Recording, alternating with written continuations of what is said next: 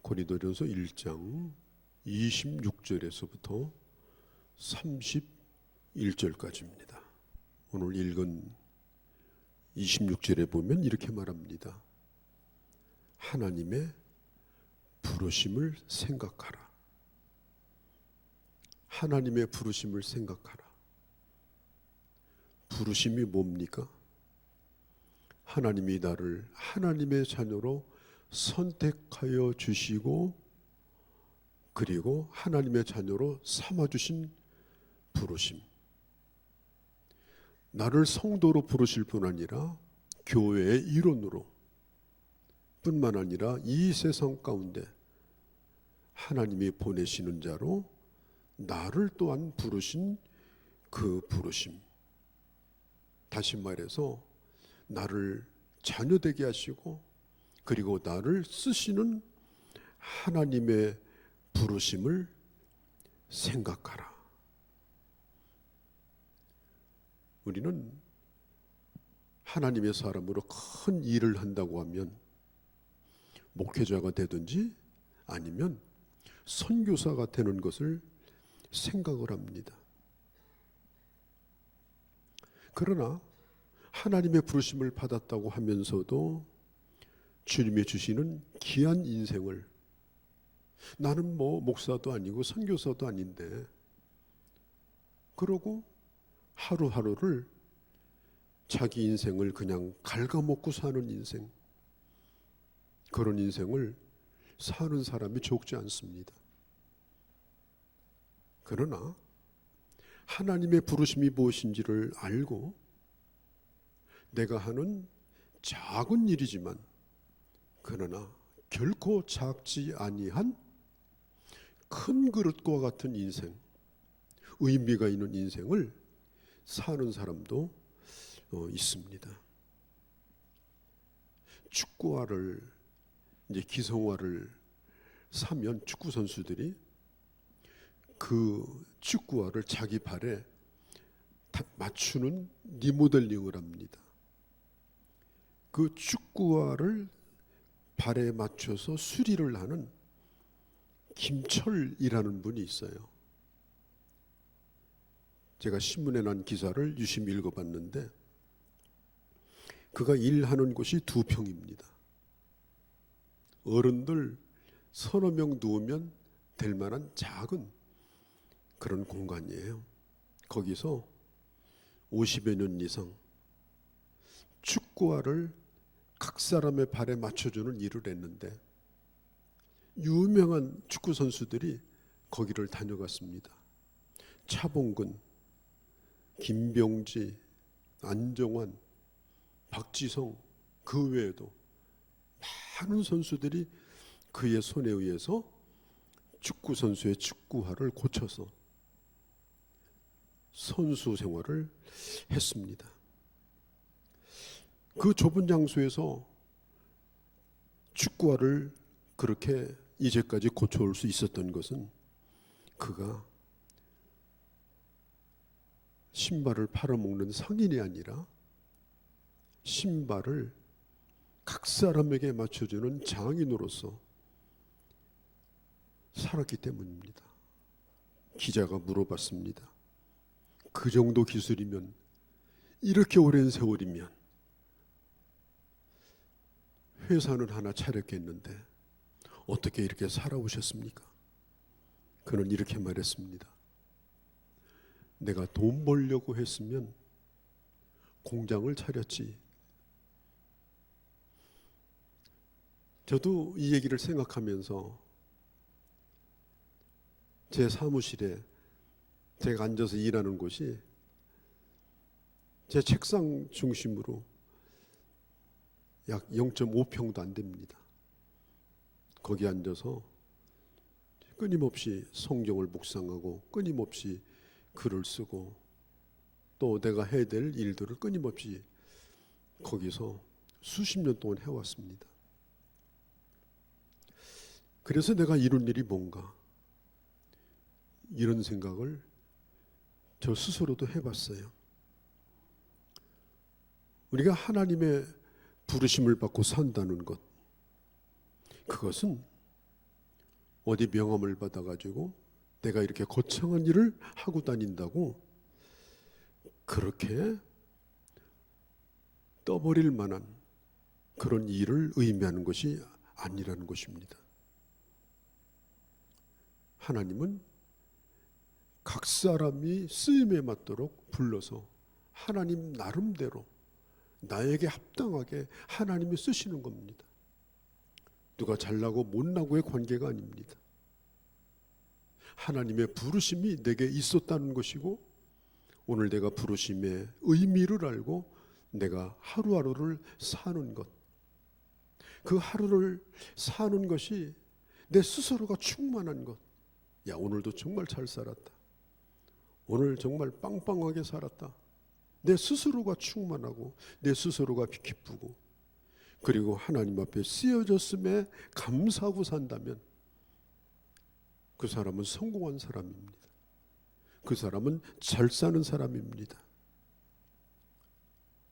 10년, 20년을 생각하면서 비전을 가지고 눈에 불을 쓰고 사는 것이 위대한 삶이 아니라 하루하루를 그렇게 사는 삶이 위대한 삶인 것입니다.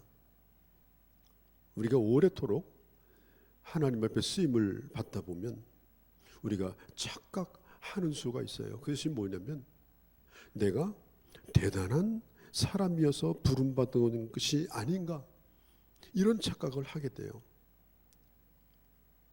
그리고 나도 모르게 나를 자랑하기 시작합니다. 내가 대단한 사람인 것처럼 행사하기 시작합니다. 여러분, 하나님이 왜 우리를 부르셨을까요? 나의 일이 아니라 하나님의 일을 하게 하기 위해서입니다. 내 이름이 아니라 하나님의 이름을 드러내기 위해서입니다. 내 능력이 아니라 하나님의 능력이 내게 어떻게 역사하는가, 그것을 보여주기 위해서입니다. 누군가가 내게 와서 당신은 어떻게 그렇게 살 수 있었습니까? 뭐 할 얘기가 특별히 없네요. 하나님이 함께 하셔서 이렇게 살아온 것 같습니다. 후회도 없습니다. 이것으로 족합니다.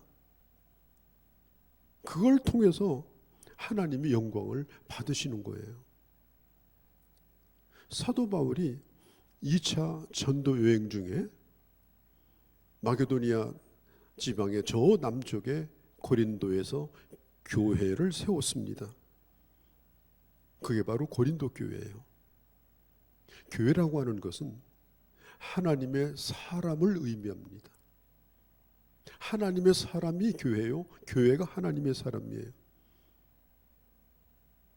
우리가 하나님의 교회의 일원으로 부름받았다는 것은 여러분들이 하나님의 사람으로 각각 여기에 부름을 받았다는 뜻이에요. 고린도 교회는 몇 사람 세상적으로 이름이 있는 사람이 있었지만 대부분은 무명의 사람들입니다. 그런데 하나님이 고린도 교회에 부어주신 은혜가 엄청나게 커서 이제는 그들이 말씀도 아주 잘 전하는 그런 인물이 되었고, 은사도 충만한 교회가 되었고, 거기까지는 괜찮아요. 그런데 문제가 생겼습니다. 그것이 뭐냐면 교회가 갈라지기 시작했습니다. 너무나 잘나서 내 이름을 갖고 싶다, 내 팔을 갖고 싶다. 그래서 어떤 사람은 바울파, 어떤 사람은 아볼로, 어떤 사람은 베드로파, 이것저것 아니다, 나는 그리스도파다. 그래서 그리스도파까지 생겼어요. 다 잘난 사람이 되고 말았습니다. 왜 이런 일이 생겼을까요? 처음에 하나님으로부터 부름을 받은 그 부름을 잊어버렸기 때문에 그래요. 그래서 사도 바울이 얘기하는 거예요. 너의 부르심을 생각하라. 어느 때 하나님이 너를 불렀더냐? 네가 어떤 처지에 있을 때 너를 불렀더냐? 네가 하나님과 어떤 관계에 있을 때 하나님이 너를 불렀더냐? 부르심을 생각하라. 26절을 좀 쉽게 풀이해 보면 이렇습니다. 형제자매 여러분, 여러분이 부르심을 받을 때 그 처지가 어떠하였는지 생각해 보십시오. 육신의 기준으로 보아서는 지혜 있는 사람이 많지 않고 권력 있는 사람이 많지 않고 가문이 훌륭한 사람이 많지 않았습니다. 하나님이 당신들을 불렀을 때를 생각해 보십시오. 하나님이 구원의 손길을 내밀어서 당신들을 구원하셨고 예수 그리스도의 그 십자가의 복음을 깨닫고 믿게 하셨고 그리고 당신들이 로마서 5장에 있는 것처럼 주님을 만나기 전에는 죄인이었고 연약한 중에 있었고 하나님과 원수된 가운데 있었습니다. 이사야서 53장에 있는 것처럼 하나님을 알지 못하고 각기 제 길로 가는데 그 길은 지옥의 길이었습니다. 그런 우리들이었습니다. 그 자리에 있을 때 하나님이 우리를 부르셨습니다. 형제들이여, 너의 부르심을 보라. 너의 부르심을 보라. 본래 우리는 지혜로운 사람이 아니었습니다. 힘 있는 사람이 아니었습니다. 문벌, 이것은 귀족 출신, 좋은 가문 의미예요. 좋은 가문의 사람이 아니었습니다. 여러분들이 본래 어떤 사람인지 솔직히 한번 말해 봅시다. 지금 당신들이 잘났다고 허울을 쓰고 있는 그 모습이 당신들이 하나님이 부르셨을 때 모습입니까? 세상의 기준으로 볼 때는 얼마나 부족한 자들이었습니까? 얼마나 천한 자들이었습니까? 고개도 들지 못할 만큼 얼마나 부끄러운 자들이었습니까? 실제가 그러하지 않았습니까? 하나님이 여러분들을 부르셨을 때를 생각하고 지금 나를 쓰고 있음을 한번 생각해 보십시오. 하나님이 얼마나 우리에게 큰 은혜를 베풀었습니까? 신명기서 7장에 보면 7절에 여호와께서 너희를 기뻐하시고 너희를 택하심은 너희가 다른 민족보다 수요가 많기 때문이 아니니라. 너희는 오히려 모든 민족 중에 적은 자다. 하나님이 우리를 선택하신 이유가 뭐예요? 잘났기 때문에 선택한 것이 아니라 큰 민족이기 때문에 선택한 것이 아니라 오히려 연약하고 작기 때문에 선택하셨다는 겁니다. 여러분, 세상은 그렇지 않습니다. 세상의 방식은 이미 가진 자를 선택합니다. 이미 그들이 가지고 있는 것을 써먹기 위해서 선택합니다.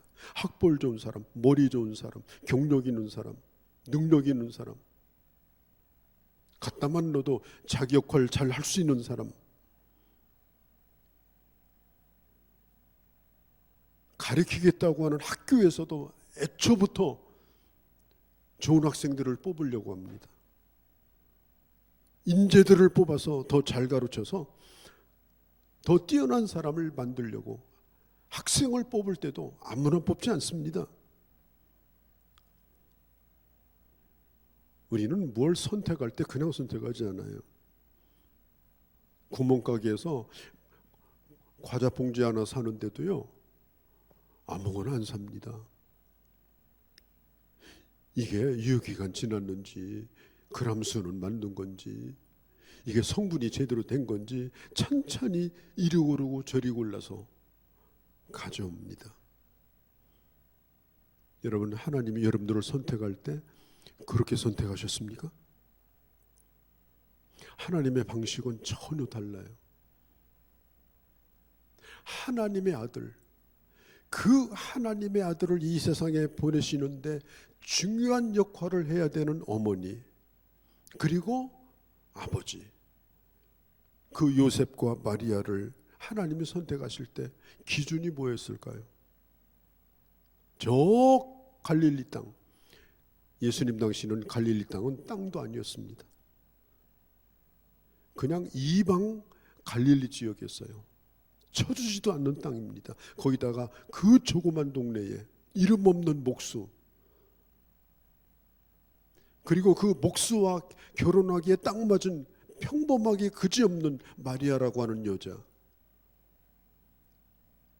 어떻게 하나님의 아들을 보내는데 그런 사람을 선택할 수 있을까요? 흔히 말하는 간택을 할 수 있을까요?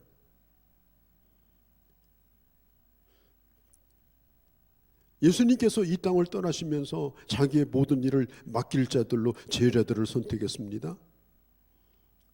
제자들 하나하나를 한번 살펴보세요. 제대로 된 사람 있습니까? 옆에다 두고 데리고 다닐 만한 그런 사람이 하나라도 있습니까? 하나님의 기준은, 하나님의 부르심에는 우리가 상상할 수 없는 특별한 그런 특징을 가지고 있습니다. 그것이 뭐냐? 완벽하게 갖춰진 사람을 쓰는 것이 아니라 부족한 사람을 쓰시는 겁니다. 완벽하게 갖춰졌다고 생각하는 사람은 완벽하지 못하도록 부서뜨려 가지고 쓰십니다. 사도 바울은 완벽한 사람이에요. 하나님은 그를 부서뜨렸습니다. 고질병을 주셨습니다. 악한 병을 주셨습니다. 고개를 못 들도록 만들었습니다. 그렇게 하고서야 하나님이 그를 쓰신 겁니다. 본래 되어진 사람도 쓰지 않는데 부족한 사람을 불러다 썼더니 자기가 본래 된 것처럼 행세를 하고 다닌다면 이제 그는 하나님의 손에서 떠나간 겁니다. 더 이상은 어렵습니다. 이게 대단히 중요한 거예요.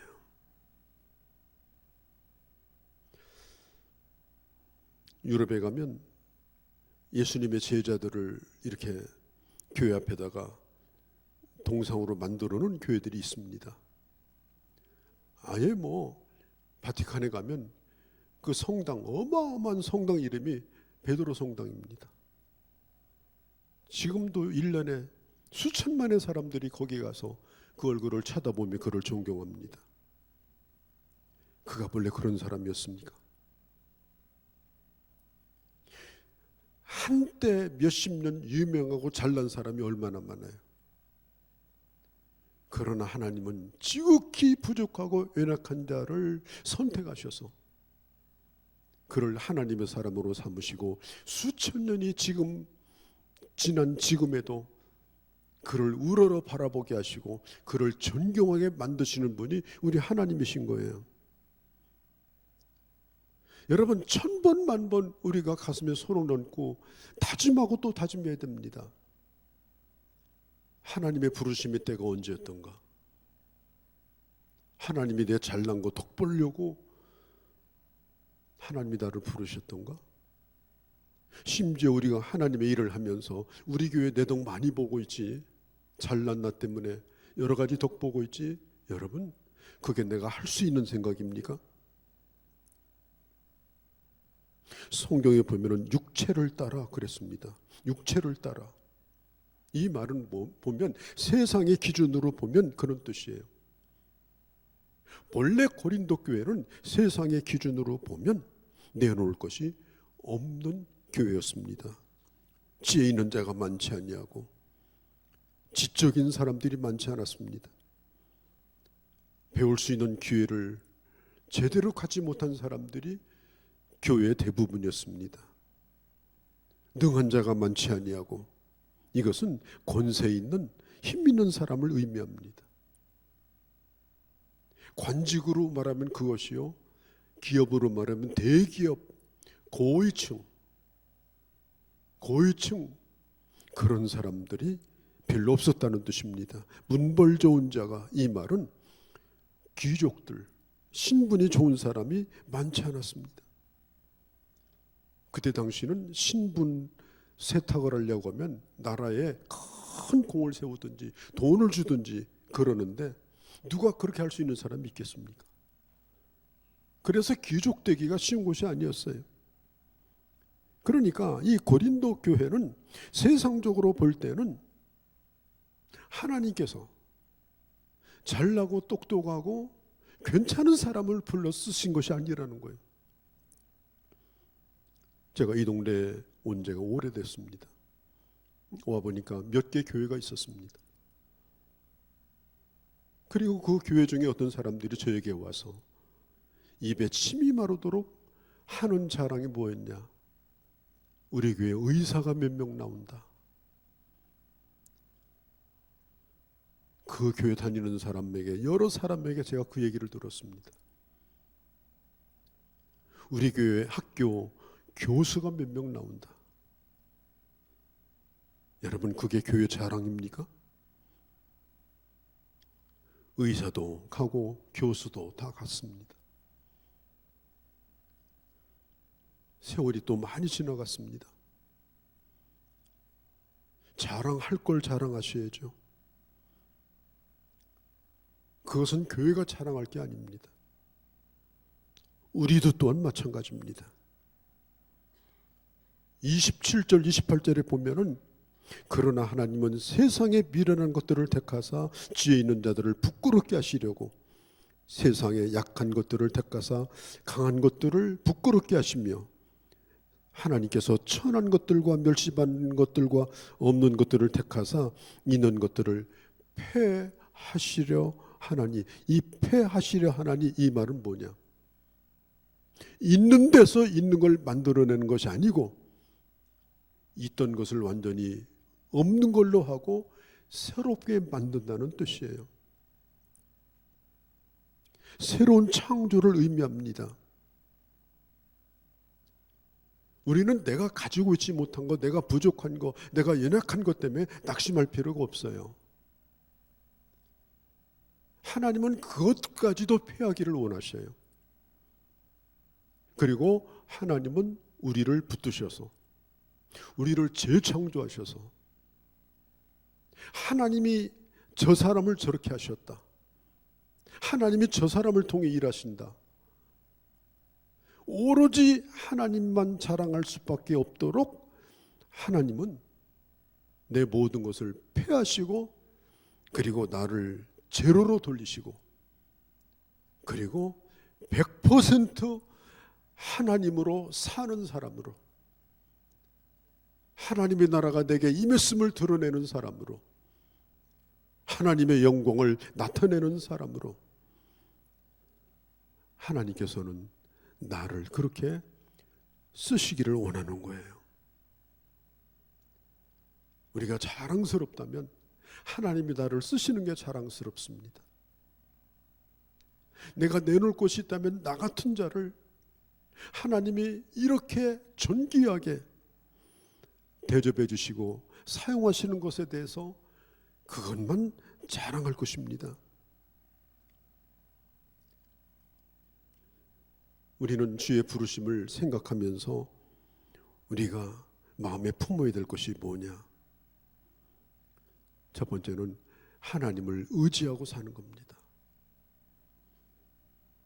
하나님은 내가 가진 것을 의지하여 하나님의 부르심에 응답하기를 원치 아니하시고, 왜냐?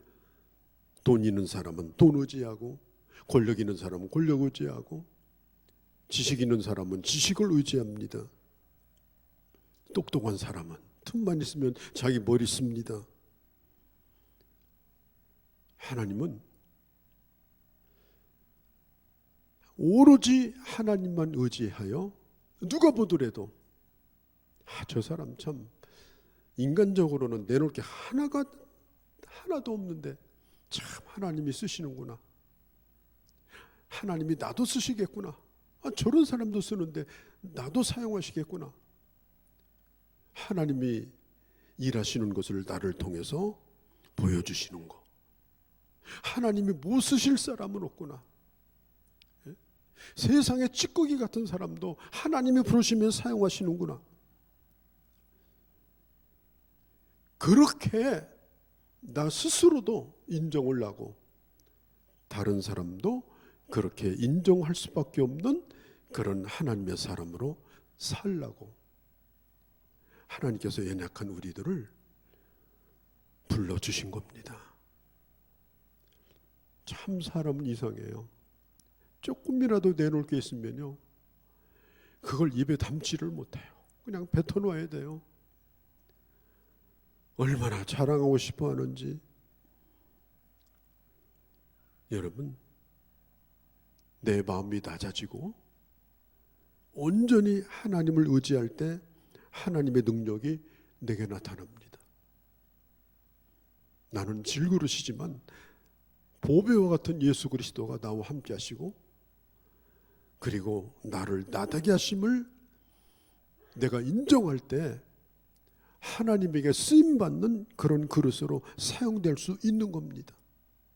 그때 비로소 내가 하는 일이 하나님의 일이 되는 거예요. 내가 하는 일이 신령한 일이 되는 거예요. 내가 하는 일을 통하여서 하나님의 나라가 이루어지는 거예요. 내가 하는 일 가지고는 그 어떤 것도 하나님의 영광을 안 받으시는 겁니다. 나의 부르심을 생각하며 오늘도 오로지 하나님만 의지하여 살아가는 우리 모두가 되어주시기를 바랍니다. 또 한 가지는 주님이 부족한 우리를 부르신 이유는 뭐냐? 주님만을 자랑하라고 하는 것입니다. 31절에 보면 우리로 주 안에서 자랑하게 하려 합니다. 주님을 자랑한다는 게 뭐예요? 내가 주님만을 사랑하는 거예요. 주님만을 자랑한다는 게 뭐예요? 내가 주님 앞에 모든 범사의 영광을 돌리는 겁니다. 주님을 자랑하는 삶. 저도 저 자신을 생각해 볼 때가 많습니다. 어려서부터 지금까지 하나님이 나를 선택해 쓰실 만한 부분이 뭐 있었는가? 아마 객관적인 기준에서 하나님이 부르셨다면 결코 저 같은 사람을 하나님이 부르시지 않았을 거예요. 내가 무슨 예수 믿는 가정에서 태어나서 어릴 때부터 목사 되겠다, 선교사 되겠다, 그런 생각을 해본 적도 없었어요. 오히려 신에 대하여 깊은 회의에 빠져서 불가지론적인 거, 신이 어디 있는가, 그런 얘기로 친구들과 토론하는 걸 오히려 더 즐겨했던 그런 생각을 가졌던 사람입니다. 교회 나와서도 도무지 적응이 안 돼서 오랜 세월 동안 교회 생활에 적응을 할 수밖에 없는 그런 저였습니다. 정말 교회라는 곳은 적응이 안 되더라고요. 그러니 무슨 하나님의 일을 합니까? 뭘 내놓고 교회 일원 되는 것도 어려운 거예요. 객관적으로도 부족한 거예요. 어떻게 앞에 나서서 주의 일을 합니까? 조금만 부르심을 생각해 보면 그야말로 고개를 들 수도 없는 부족한 자인 것을 인정하지 않을 수가 없는 거예요. 아무리 오랜 세월 주의 일을 해도. 오늘 주님이 말씀합니다. 너의 부르심을 생각해 보라. 너의 부르심을 생각해 보라. 하나님의 능력으로 일하지 않으면 네가 오늘 하겠는가? 네가 하나님을 의지하지 않으면 네가 하겠는가? 그리고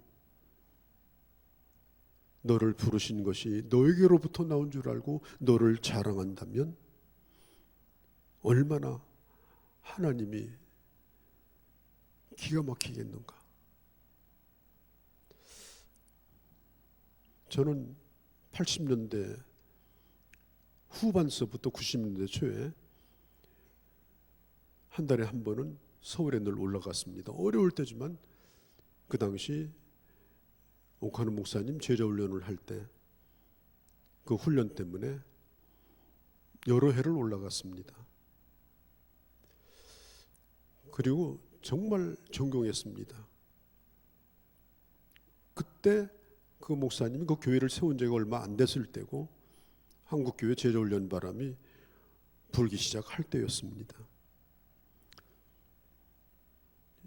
그는 지금은 세상에 계시지 않습니다. 최근에 그가 돌아가신 뒤 얼마 안 돼서 다큐멘터리로 나온 제자 오커노미라는 영화가 나와서 제가 본 적이 있습니다. 거기 가운데 보면 목사님하고 사모님하고 대화가 나와요. 목사님이 사모님에게 나는 천국 가면 받을 상급이 정말 없을 것 같아. 그러니까 사모님이 하시는 얘기가 아니 당신같이 훌륭한 목사 이 대한민국에 몇 명이나 있다고 당신 그런 소리 하냐. 그러니까 그 옥 목사님이 하는 말씀이 당신이 보는 것하고 내가 보는 것하고 달라. 내가 나를 잘 알지. 최근에 그 옥 목사님의 아들이 쓴 아버지 오카노미라는 책을 지금 이번 주로 보고 있는데 많은 생각을 해보게 됩니다. 내가 하나님의 부름을 받아서 하나님 앞에 쓰임 받는다는 것이 그것이 나로 말미암은 것은 결코 아니다. 그리고 그것이 어떤 일이든지 간에 내 자랑거리로 삼으면 안 된다. 말이나 행실에 있어서 하나님이 주시는 능력으로 하는 것처럼 할 것이요 모든 결과가 하나님 앞에 영광이 되도록 하자. 어떤 것도 세월이 지나면 다 썩어갑니다. 오늘의 영광도 다 썩어갑니다. 내일은 아무것도 없습니다. 하나님께 올려드린 영광만 남을 겁니다. 하나님을 높여드린 것만 남게 될 겁니다. 부르심을 생각하고 살라. 오늘 이 말씀을 깊이 생각하고 그리고 예수 그리스도의 귀한 제자로 하나님의 사람으로 살아가는 귀한 주의 자녀들이 되어주시기를 바랍니다. 거룩하신 우리 아버지, 주께서 우리를 부르실 때 내가 누구였던가 하는 것을 결코 잊지 않게 하시고 작디 작은 그릇이지만 예수 그리스도를 담고 살기에 그래도 쓰임받고 있음을 아버지 하나님 이 세상에 보여주며 하나님의 영광을 드러내는 그 길을 따라 걸어가는 저희가 되게 하여 주시옵소서. 우리 주 예수님의 이름으로 기도하옵나이다. 아멘.